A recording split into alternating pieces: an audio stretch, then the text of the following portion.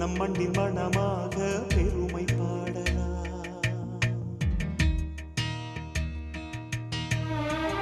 உயிர் மண்ணில் ஆரம்பம், பெண்ணில் ஆரம்பம்.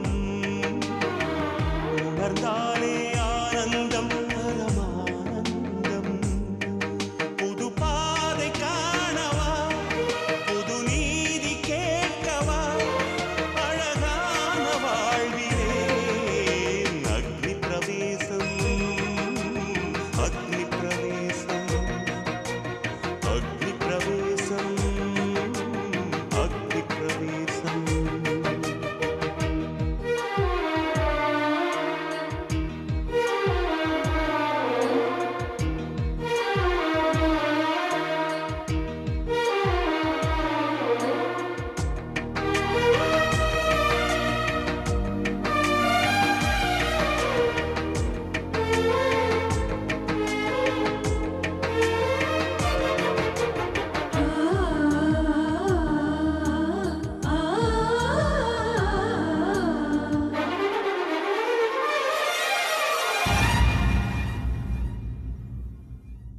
பல நிறமது மண்ணிலும் உண்டு, பல குணமது பெண்ணிலும் உண்டு. அதில் விளைவது ஆயிரமாகும், உயர்வு தாழ்வு காணாதே. பல வகை ஸ்வரம் பாடலாய் மாறும், பல வகை கலை ஆனந்தம் கூறும். பல வகை மலர் மாலையாய் மாறும், குறைத்து மதிப்பு போடாதே. அலை பொங்கினால் நிலம் தாங்குமா, புயல் சீறினால் மரம் தாங்குமா. பெண் பொங்கினால் புவி தாங்குமா, பெண் இன்றி உயிர் தோன்றுமா. தெய்வீகம் பெண்மையே அக்னி பிரவேசம், அக்னி பிரவேசம், அக்னி பிரவேசம், அக்னி பிரவேசம்.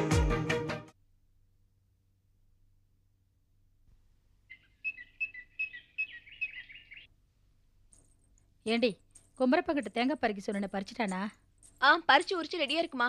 பூமா? நம்ம தோட்டத்துல இருக்கிற பூ எல்லாம் பறிச்சு கடைசியா சாமிக்கு வைக்கிறதுக்காக கட்டி வச்சிட்டேன். ஏங்க நாங்க கோயிலுக்கு போயிட்டு சீக்கிரம் வந்துடுறோம், வந்துதான் சமைக்கணும். பவிமா இந்த பின்ன சரியா குத்து. சந்திரிகா இத வந்துட்டேமா. சுமி எங்கடி? அவ இன்னும் ரூம்ல தான் இருக்கா. சுமி நீ கோயிலுக்கு வரலையா? நான் வரலமா, நீங்க வேணா போயிட்டு வாங்க. எனக்கு தலை வலிக்கிற மாதிரி இருக்கு, நான் வேணா சமைச்சு வைக்கிறேன்.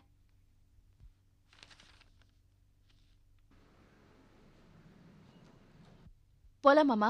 போலாமா? அப்பா நாங்க கோயிலுக்கு போயிட்டு வரோம். சரிம்மா. சரி வரேங்க. நீ ஏன் உட்காந்துருக்க? வா. வரேன் ஜானு, நீ போ.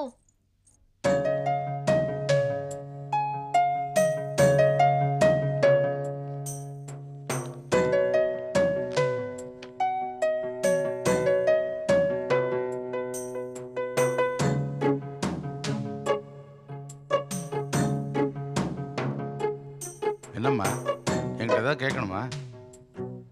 எப்படிப்பா தெரியும்? உனக்காகத்தான் எல்லாரும் கோயிலுக்கு போயிருக்காங்க. நீ அவங்களோட போகலன்னா ஆண்டவன்கிட்ட கேட்க போகிறத அப்பா கிட்ட கேட்க போகிறேன்னு தெரிஞ்சுக்கிட்டேன். சொல்லு. இவ்ளோ தெரிஞ்சுக்கிட்டீங்க, அப்போ நான் என்ன பேச போறேனோ தெரிஞ்சுக்கிட்டு இருப்பீங்களே.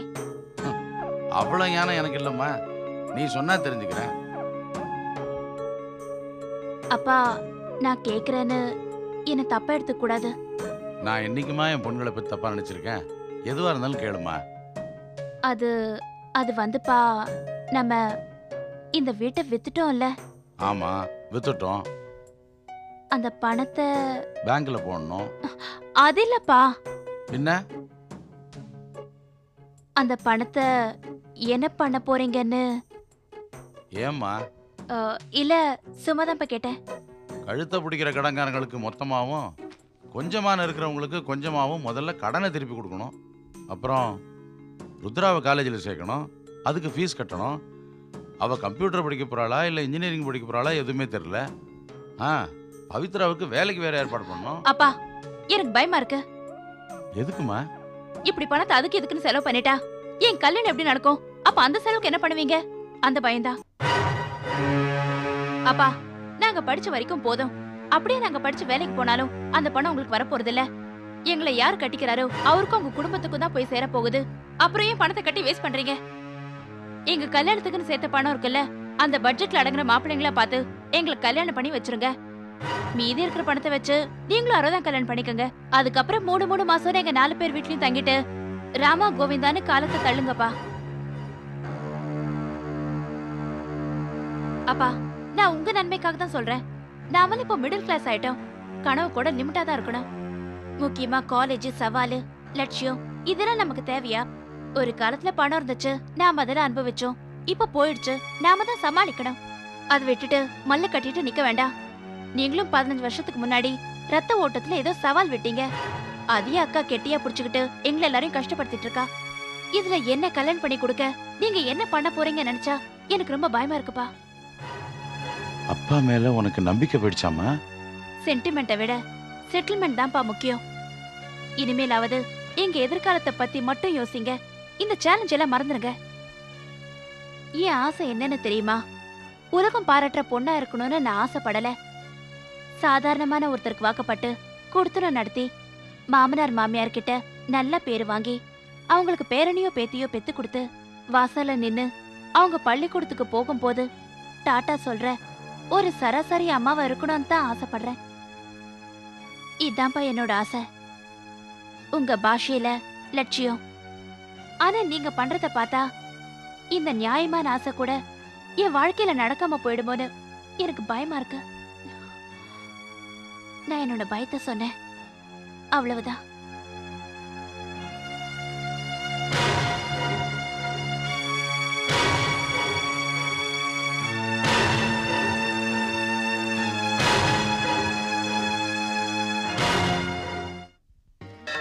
नभो भवति जायमानान्नाहं येदुर्गावेत्तिक्रे भारं देवेभ्यो विददात्सायन्द्रचन्द्रमा चिरदि दीर्घवायुः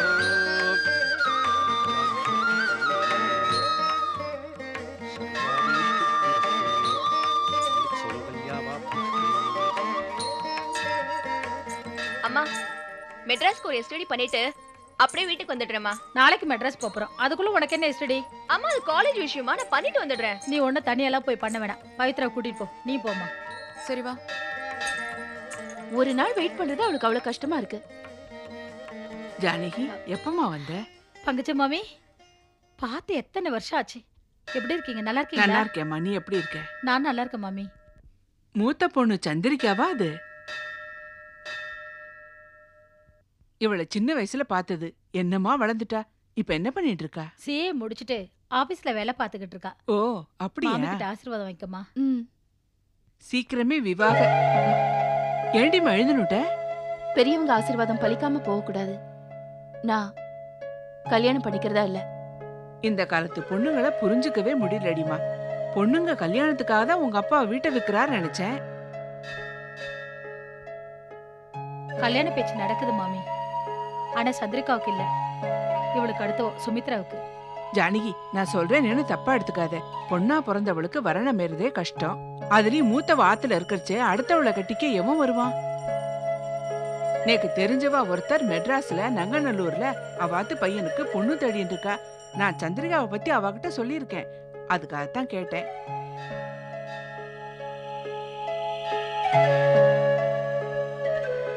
எது எப்படியோ உங்க ஆத்து பொண்ணு ஒருத்தி அவ ஆத்துக்கு மாட்டு போனா போனா சரிதான். அப்படியே நீ சாயந்தரம் ஆத்து பக்கம் வா, அவ அட்ரஸ தரேன். அட்ரஸ வாங்கிட்டு ஒரு டம்ளர் காஃபி சாப்பிட்டுட்டு போலாம். சரி உங்க ஆத்துக்காரையும் கேட்டதா சொல்லு. ம். வரட்டுமா? வாங்க மாமி. சரி மாமி.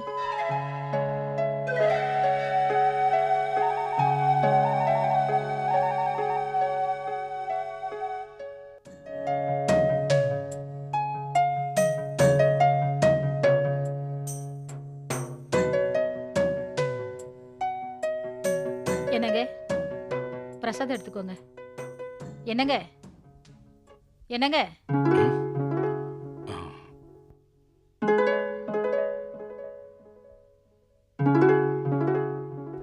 என்னம்மா? என்னங்க யோசனை? பிரசாதம் எடுத்துக்கோங்க.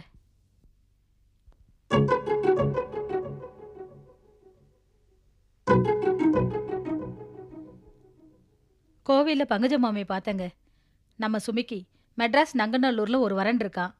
பையன் ஃபாரின்ல இருக்கானா, நல்ல குடும்பமா. மாமி சொல்றத பார்த்தா மேற்கொண்டு பேசலான்னு தோணுது. நீங்க என்னங்க சொல்றீங்க?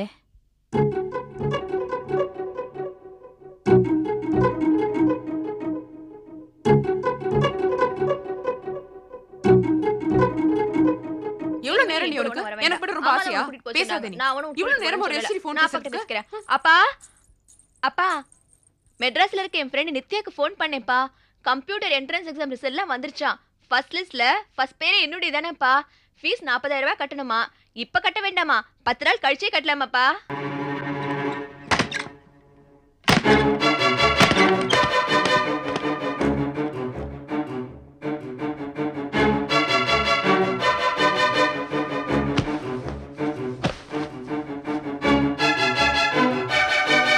என்னங்க என்னாச்சு? ஏன் இப்படி சுமி கோச்சிட்டு போறா? அம்மா அவ கடக்குறா. எனக்கு ரொம்ப பசிக்குது. சாப்பாடு போடுறியா? உனக்கு மட்டும் தான் பசிக்குமா? எனக்கும் பசிக்குது வா. போதும் போதும் ஏற்கனவே ரொம்ப குண்டா ஆமா இருக்க. உனக்கு பசிக்கிட்டே தான் இருக்கும். ஏங்க அவ ஏதாவது சொன்னாலா? ஏன் இப்படி எல்லாம் நடந்துக்கிறா?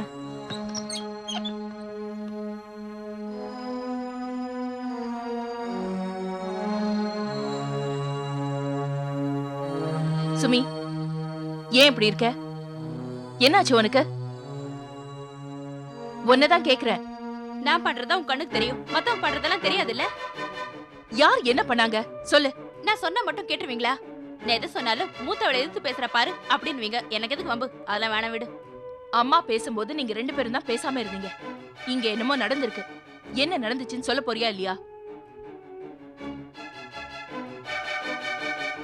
சுமி என் கஷ்டம் என்னன்னு உனக்கும் தெரியும், அப்பாவுக்கும் தெரியும். ஆனா நீயும் அப்பாவும் சேலஞ்சு சவாலு மல்லு கட்டிட்டு நிக்கிறீங்க. இதுக்கு நடுவுல இந்த வீட்டை வித்து என் கல்யாணத்தை பண்ணுவீங்கன்னு பார்த்தா கம்ப்யூட்டர் கோர்ஸ், கிராஃபிக் கோர்ஸ் பணத்தை எரிச்சிட்டு இருக்கீங்க. பணமும் கரைய போகுது, என் கல்யாணமும் நிக்க போகுது. ஏண்டி உன் கல்யாணம் நடக்க கூடாதுன்னு நான் திருமணம் ஜெரி வந்தோம், பூஜை பண்ணோம், அம்புஜா மாமி கிட்ட மாப்பிளைய பத்தி பேசணும். அதான் எனக்கும் புரிய மாட்டேங்குது. ஒரு பக்கம் கல்யாணத்துக்கான வேலையும் பாக்குறீங்க, இன்னொரு பக்கம் இருக்கிற பணத்தையும் கரைச்சிட்டு இருக்கீங்க. இருக்கிற பெரிய கனவெல்லாம் கிடையாது. எனக்கு வேண்டியதெல்லாம் ஒரு சாதாரண லைஃப். கல்யாணம், குடும்பம்னு ஏண்டி இப்படி கல்யாணத்துக்காக அலையற அப்படின்னு கேட்டா கூட பரவாயில்ல, நான் அதை பத்தி எல்லாம் கவலைப்பட மாட்டேன். எனக்கு வேண்டியது ஒரு நார்மல் லைஃப். ஆனா இப்போ அந்த நார்மல் லைஃப் எங்க கனவா போயிடுமோன்னு எனக்கு பயமா இருக்கு. ஏண்டி இப்படி இருக்க? சுயநலமா இருக்க வேண்டியதா? அதுக்காக மத்தவங்கள பத்தி யோசிக்கலனா எப்படி? நீ நல்லா இருந்தா போதுமா? மத்தவங்க நல்லா இருக்க வேண்டாமா? நான் என் மனசுல இருக்கிறதா சொன்னேன். அது சரியா தப்பா நல்லா என்னால ஆராய்ச்சி பண்ண முடியாது. நான் கனவில்லாத வாழ்க்கையை வாழ்ந்துட்டு இருக்கேன். ஆனா என் வாழ்க்கையை கனவாக்கிடாதீங்க ப்ளீஸ்.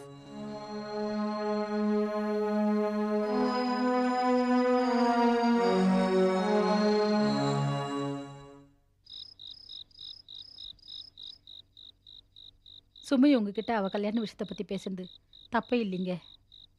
அவ பேசுனது எதையும் தப்பாவும் எடுத்துக்க கூடாது. நம்ம பொண்ணுங்களை வசதிக்கு மீறி படிக்க வச்சிருக்கோங்க. 4 பொண்ணுங்களுக்கு வேற கல்யாணத்தை பண்ணணும். இருந்த வீட்டையும் நம்ம வித்துட்டோம். கையில இருக்க காசு கொஞ்சம் கொஞ்சமா கரைஞ்சிட்டு போகுது. இல்லைம்மா, பொண்ணுங்களை படிக்க வச்சா மட்டும் போதுமா? வேலை வாங்கி கொடுக்க வேண்டாமா? ஒன்றும் இல்லாமையா போயிட்டோம்? அதே தாங்க நானும் சொல்றேன். நாம் அந்த நிலைமைக்கு வந்துடக்கூடாது. இனிமே நம்ம வீட்டில் நடக்கிற எந்த செலவாக இருந்தாலும் அது கல்யாண செலவாக தாங்க இருக்கணும். சுமிக்கு கல்யாண பயம் வந்ததில் தப்பே இல்லைங்க. எப்போ நடந்த தகராறை மனசில் வச்சுக்கிட்டு நீங்களும் இப்படியே இருக்கீங்க. உங்கள் லட்சியத்துக்காக சந்திரிகா கல்யாணமே பண்ணிக்காம இருக்கா. இதனால் மற்ற பொண்ணுங்களோட வாழ்க்கை தானே பாதிக்கும். இதையே நீங்கள் கொஞ்சம் கூட யோசிச்சு பார்க்க மாட்டேங்கிறீங்க.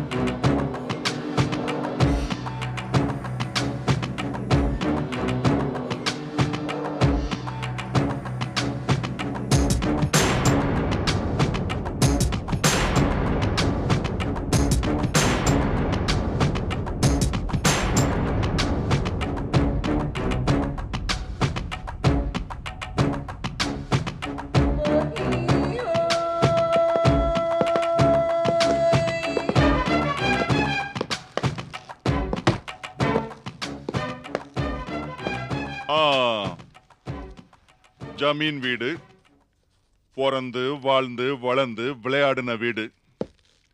இத வாங்குற பாக்கியத்தை எங்களுக்கு கொடுத்தீங்களே, ரொம்ப சந்தோஷம். என்ன விலை கொஞ்சம் அதிகமா கொடுத்து வாங்க வேண்டியதாடிச்சு, பரவாயில்ல. அப்பாவோட ஆசை தானே எங்களுக்கு முக்கியம். அப்பாவோட ஆசை நிறைவேற்றுறது தான் பிள்ளைங்களோட கடமை, இல்லையா சந்திரிகா?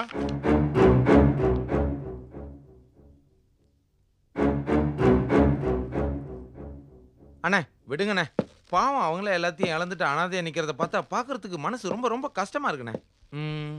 அண்ணே நம்ம ஒன்று பண்ணுவோமா, அவரோட பொண்ணுங்களுக்கு நம்ம கம்பெனியில் வேலை போட்டு கொடுத்துட்டோன்னு வைங்க, அவரோட கஷ்டமெல்லாம் கொஞ்சம் தீரும்னு நினைக்கிறேன். அதுக்கு அவர் ஒத்துக்க மாட்டாருன்னு நினைக்கிறேன். மானம் தன்மானம் அதெல்லாம் அவருக்கு பிடிக்காது. அண்ணே பக்கா ஜென்டில்மேன்.